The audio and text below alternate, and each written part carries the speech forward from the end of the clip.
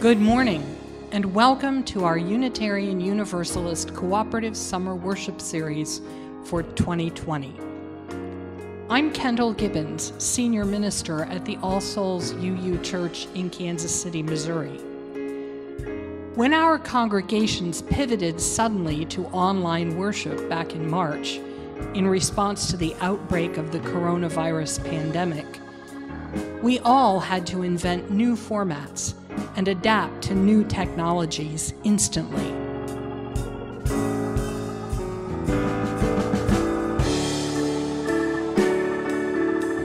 Many of our ministers and tech staff and volunteers rose to the occasion with great creativity and skill.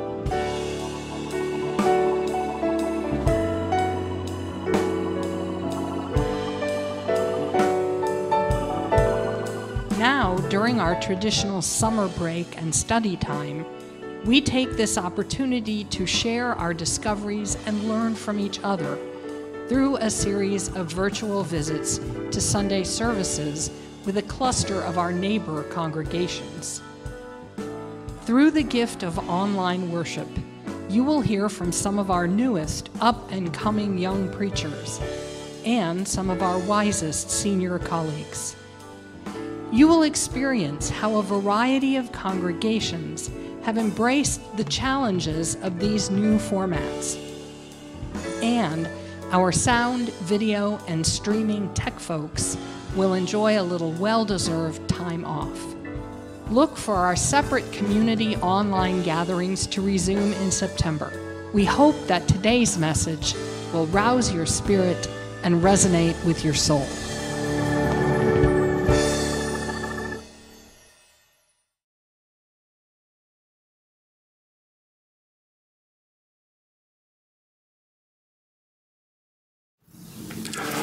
Welcome to the Unitarian Church of Lincoln on this Sunday morning. My name is the Rev Oscar Sinclair. Each week since the beginning of the coronavirus pandemic last March, our congregation has gathered together at least twice. On Thursday night, where we tend to our community and each other directly on Zoom, and in this service on Sunday morning on YouTube. On Sunday morning, whether in our building or on YouTube, we throw open the doors of the church, proclaiming the radical welcome and love that is at the heart of our faith.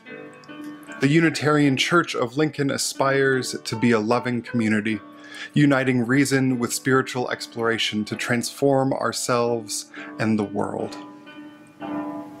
And in the summer of 2020, we know that transformation is necessary. This is the place and time to practice transformation. Who can you be? How will you be in the world? In times of anxiety and pandemic and fear, what is the highest and best selves we are called to be? This is where we practice. We begin this morning, wherever you are, by taking a moment to center yourself in the space and time you are in. Let go of what you have been carrying. Be present in this moment, this space. Take a few deep breaths, and let us begin.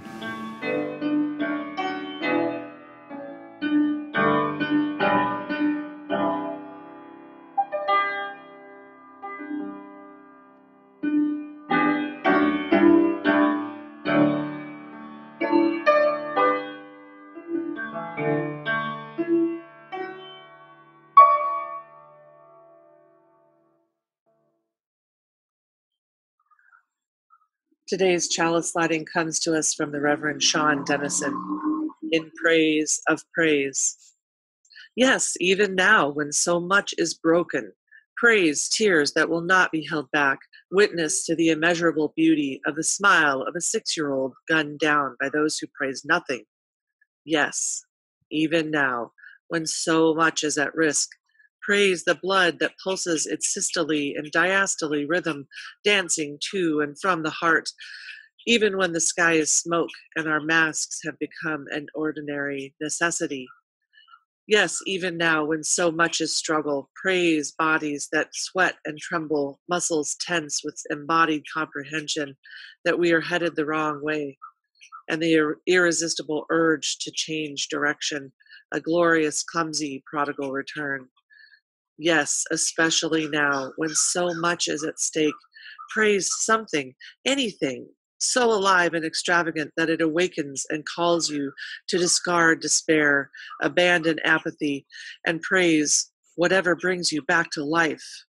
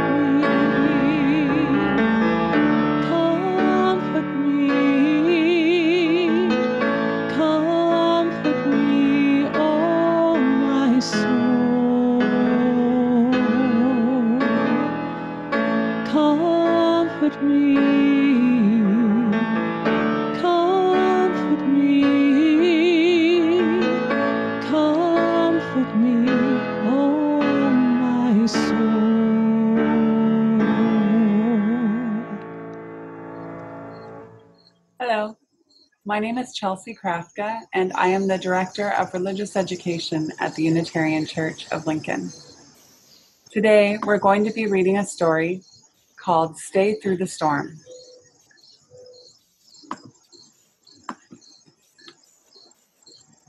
There's a storm coming.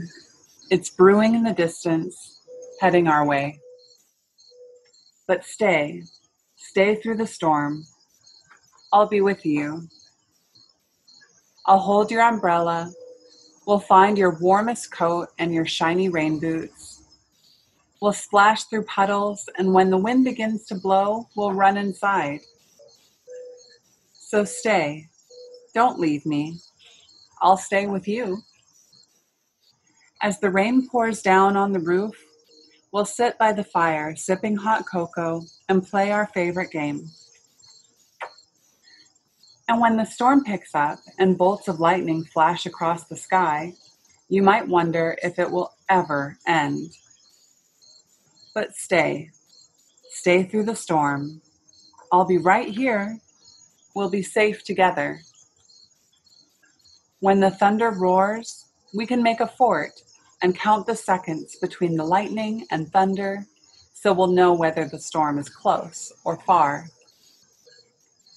And when you're scared, you can tell me. I get scared sometimes too. Stay with me. And when the wind howls and all the lights go out, we'll find flashlights. So stay.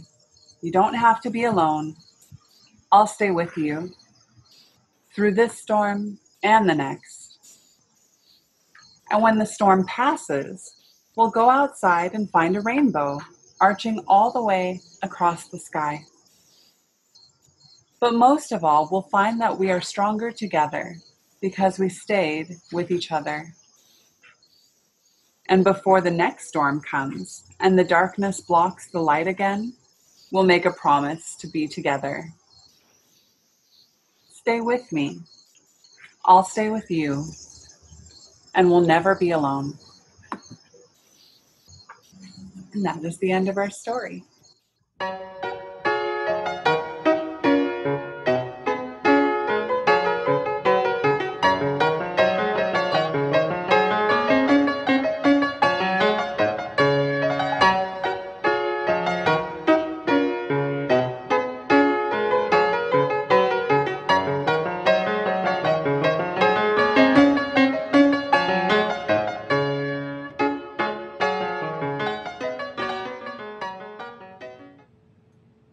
March 15th of 2020 was one of the hardest days of my ministry, at least so far. The Thursday before, on March 12th, the safety response team here at the Unitarian Church of Lincoln had met over Zoom and decided that in response to the COVID-19 pandemic, we would close the church building effective Monday the 16th. We decided to stay open for one more weekend, in part to tell the congregation in person, and in part because I don't think any of us had really come to terms with what was happening. At least for me, I can say that I did not leave public policy, spend half a decade racking up student loans, graduate from seminary, interview, get called, move to Nebraska so that I could be the minister who presided over closing a church. March 15th was the last time we gathered for worship in this sanctuary. Jill Jarvis preached, and we distributed as many hard copies of a guide to logging on to Zoom and YouTube as we could. This is the beginning of my 4th year in Lincoln. And for most of that time, when colleagues from back east have asked, how are things in Nebraska? I would answer, this congregation is alive. I come to work at the office on a Tuesday morning and dodge Montessori kids playing out front, then wave to the retirees arriving for Ollie classes before settling down in my office to write a sermon writing that is interrupted in a solid stream by our members dropping by the office to say hi. And as difficult as those interruptions are for an introvert minister, they are profoundly beautiful. More than just about anywhere I've served, there is a feeling about this place that it is alive. Our services are loud. We try new things. The congregation, bless them, laughs at jokes in worship. So when I tell you that I struggled in mid-March, you should know this. The thing that I have loved for years about this community became the thing that we had to move away from quickly. This sense of busyness, vitality, possibility that felt like electricity every time we gathered in this place became a sense of anxiety and a question, are we doing the right thing? Because how could we possibly capture the joy of being together in this new world that we've been thrown into? How on earth, how do I say with a straight face that we are a church practicing social distancing, whatever social distancing means, When I have said for years that the reason that churches are important as institutions is that they meet our profound need as human beings to connect with each other in person, to gather and recognize our shared humanity, our imperfections and beauty. How could we do that on Zoom?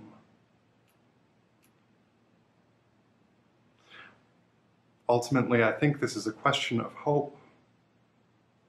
Hope in its most straightforward sense, wanting the world as it is to be more like the world as it ought to be. To know that things are imperfect and believe that they might be just a little bit different. If we can't imagine what or how the world ought to be, how we might do this thing. Where do we find hope? In March, we knew a storm was coming, and as much as we wanted to say as a church, and as the story this morning put it, that when the storm picks up and bolts of lightning flash across the sky, you might wonder if it will ever end, but stay. Stay through the storm. I'll be right there. We'll be safe together. It's hard to say that because the ways we've stayed together through storms in the past had to change. Staying afloat in this difficult time is done by keeping a tight grip on hope and a tight grip, even if it's a virtual grip, on community. Each week we mark joys and sorrows when we gather together here. We share our lives, the things that are joyful developments as well as sorrowful waits. As the next song plays and you enjoy the music, please feel free to type your name or the name of someone that you're holding in your heart, whether it's with joy or sorrow. Type it in the chat box to the right of this video.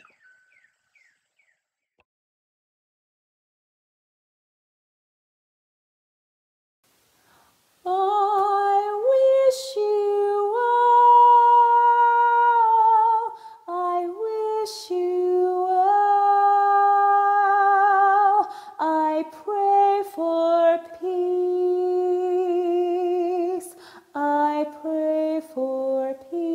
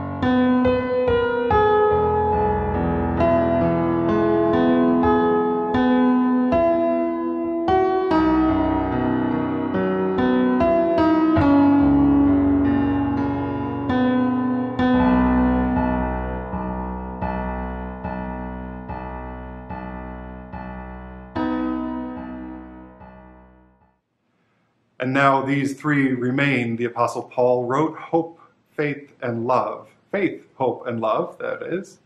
But the greatest of these is love. And yeah, without love, our words are empty. They are like a banging cymbal and sounding gong. Unitarian Universalists are the love people. Without love, we are empty. The UUA board this summer, charging a task force to re-examine our 7 principles, told it to root its work in love as a principal guide in its work, attending particularly to the ways that we and our root traditions have understood and articulated love, and how we have acted out of love. I have preached on love. I will preach on love. Our whole Universalist tradition is grounded in an understanding of expansive love that proclaims that everyone is beloved. I don't struggle much with love. I know it every day I see my daughter. I know it most days when I sit down to record a 3 to 5 minute video for the congregation I serve. My life has been transformed by love, and I will preach about that for the rest of my life. I don't struggle much with love. I struggle with hope. There's a story in the Hebrew scripture of Jacob.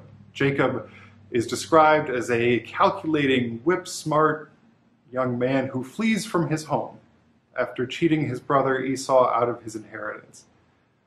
Years later, Jacob returns home to either reconcile with his family or be held accountable for his actions. And on the night before he meets his brother, he goes to a cave to pray. He doesn't know what's about to happen. And he's met there by a stranger, an angel, who he wrestles with until dawn, demanding a blessing for the days to come. And while Jacob is hurt in the struggle, the angel eventually blesses him, naming Jacob Israel, one who has struggled with the divine. Finding hope in the midst of pandemic and reckoning with our legacies of inequality and trauma and climate change feels a little like wrestling with an angel, hoping we can find a blessing, demand a blessing before our hip gives in. One of the reasons I struggle with hope is that I'm a relatively concrete thinker. I came to this job out of public policy, and public policy, you could say, is defined by the articulation in concrete terms of hope.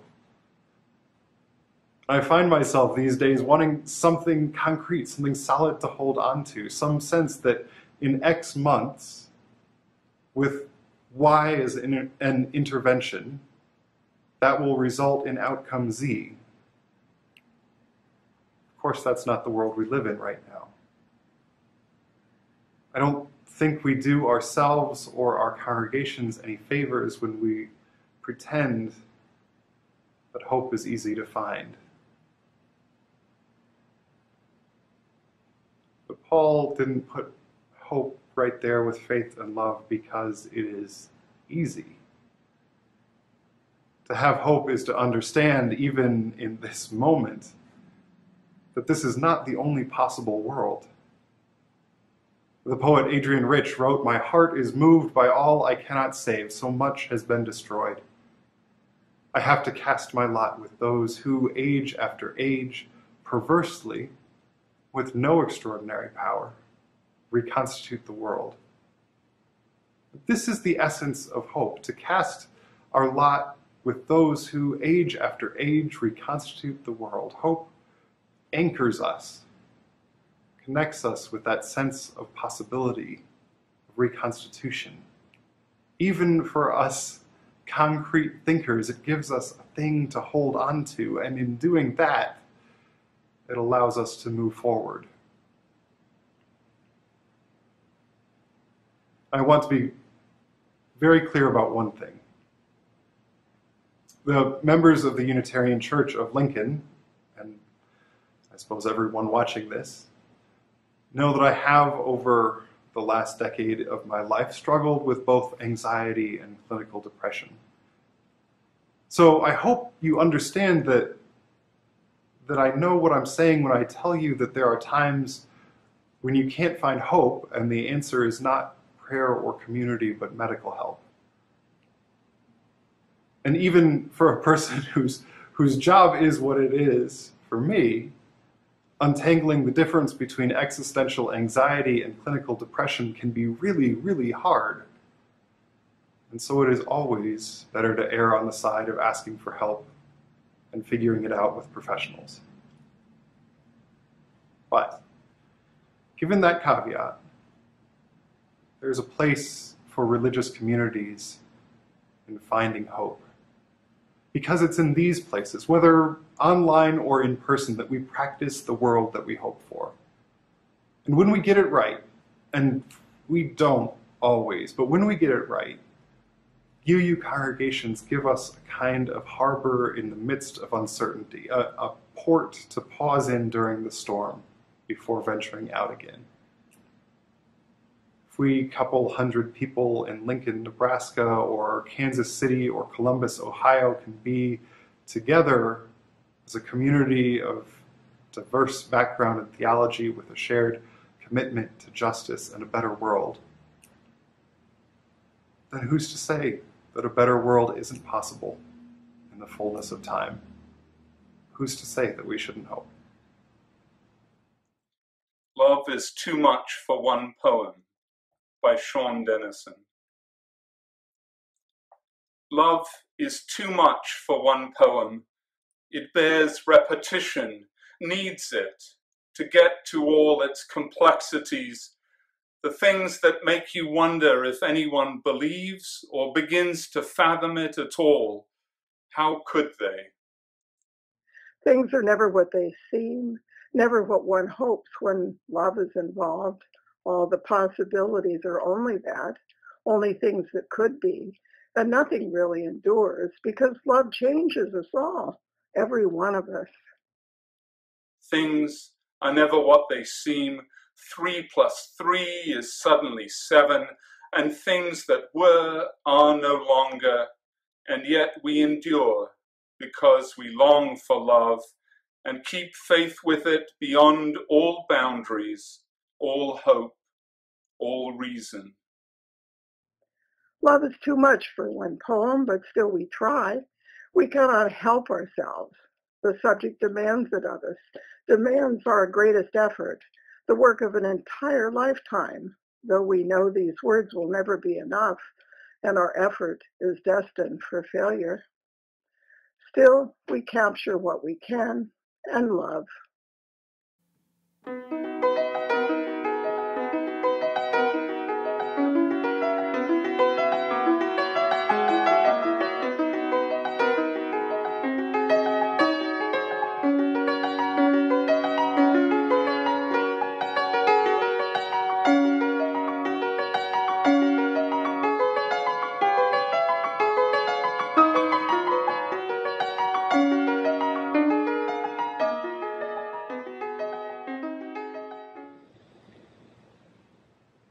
Vaclav Havel, the Czech statesman and literary figure, wrote that hope is an orientation of the spirit, an orientation of the heart.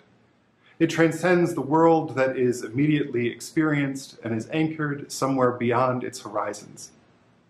Hope, in this deep and powerful sense, is not the same as joy that things are going well, or of willingness to invest in enterprises that are obviously heading for success, but rather an ability to work for something because it is good, not just because it stands a chance to succeed.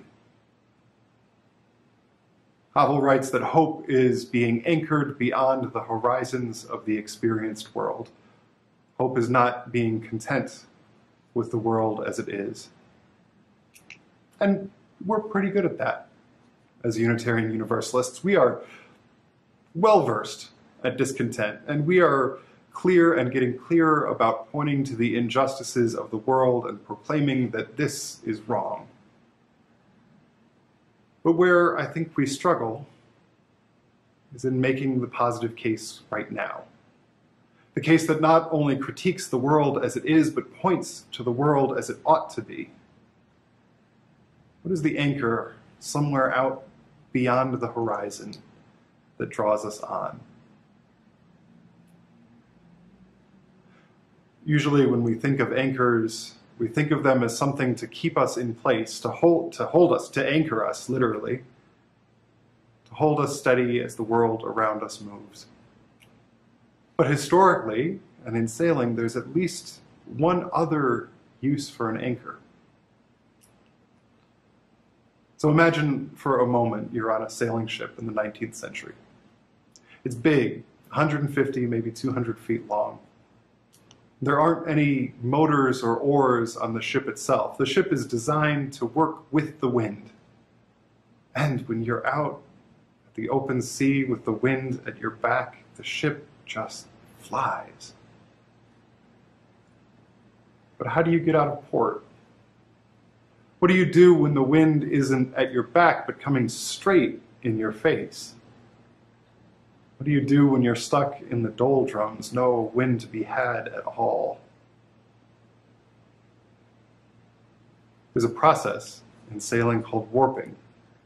You take a kedge anchor, a kind of C-shaped anchor, and put it in a rowboat. And a crew rows it as far as they can out in front of the ship, 100 yards, 200 yards, and then drops the anchor. And the crew left aboard the ship haul on the anchor line, not to bring the anchor up, but to bring the ship slowly over top of it. And then the crew pulls the anchor up, puts it back on the rowboat, and the rowboat rows another 100 yards, drops the anchor, and repeats the process. It is not a fast process, and it is back-breaking work. But in this way, even the largest ship can move forward. So we can think of an anchor as a kind of quite literal motivation when the wind is against us. And that is also a distinctive aspect of hope. Because unlike a kind of naive optimism, hope does not require that the wind be at our backs. It is not moored to a certain understanding of the experienced world. Rather, hope is a kind of faith statement anchoring us, but anchoring us over the horizon, past what we can see.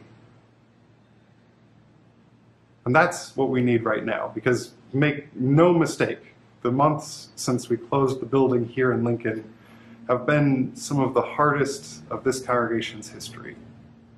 The profound challenge of the movement for Black lives requires those of us who have moved through the world with privilege to do hard, at times thankless work, to engage and change the systems that we've set up and participated in for generations.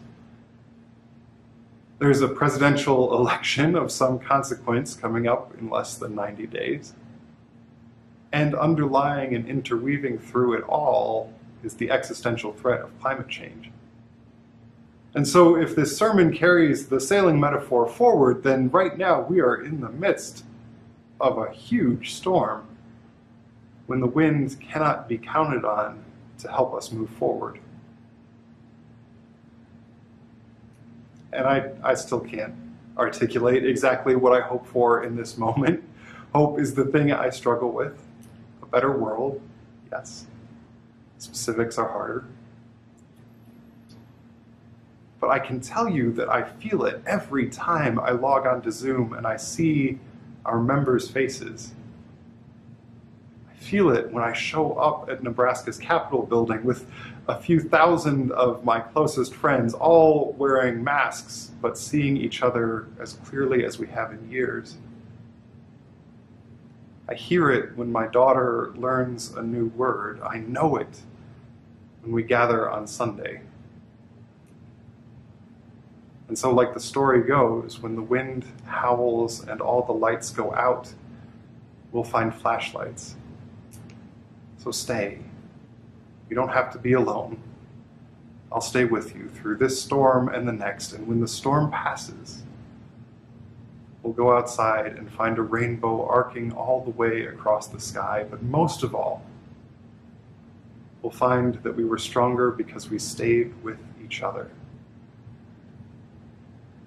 And before the next storm comes and the darkness blocks the light again, we'll make a promise to be together.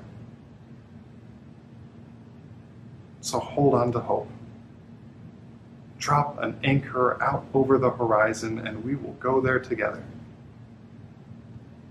Be at peace, beloveds, and amen. Each week, we take up an offering to support this congregation and our partners in the wider world. We do this because we all benefit from this congregation in ways both seen and unseen. And we all give back to the congregation in ways both seen and unseen, whether that be volunteering, financially, working on the grounds, making sure there's beautiful art in our gallery. There are many, many ways that we engage with the work in this church. While we're in this time of physical distancing and outside of our building, we give primarily through text on Sunday morning. So if you would like to try text giving this morning, simply text UC Lincoln and the amount you wish to give to 73256. Again, that's UC Lincoln and the amount you wish to give to 73256. Thank you for your generosity.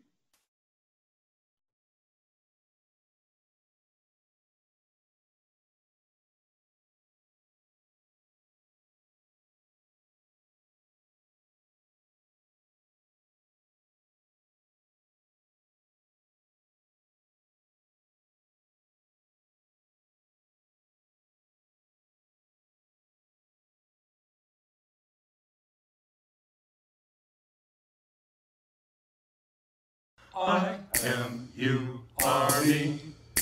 That's what I said, I-M-U-R-E. Don't you see, I-M-U-R-E. That's what I said, I-M-U-R-E. Don't you see, I-M-U-R-E.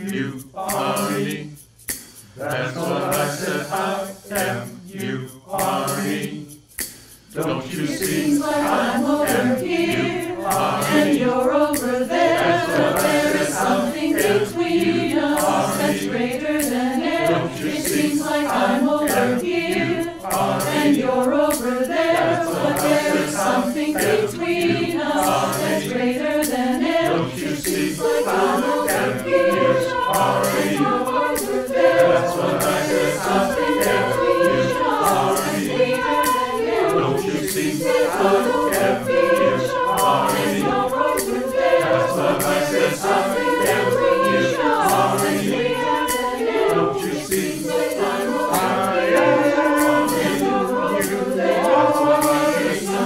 it's a fashion coming, please.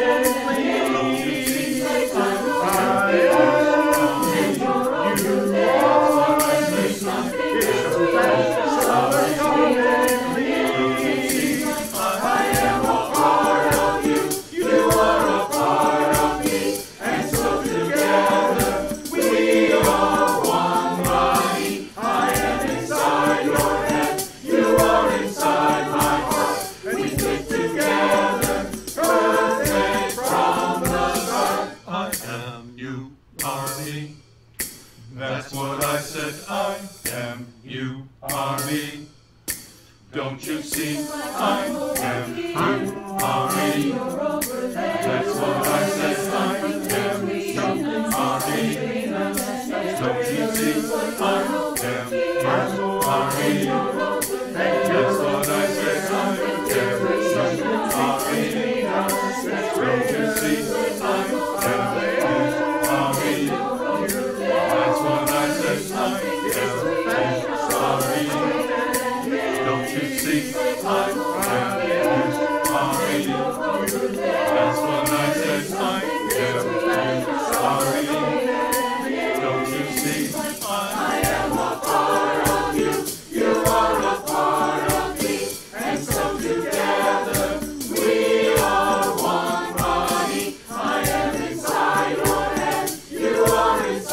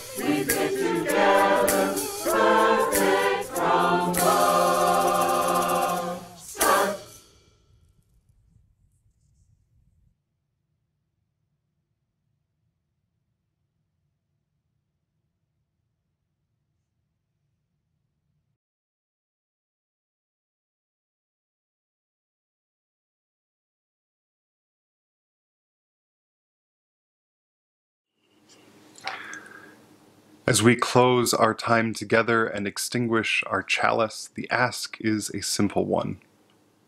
Be the church. Because hope is not an individual endeavor. We grow in hope when we grow in community and in love. So reach out to each other. Embody hope in your communities. Be the church. And we'll do it together. Amen.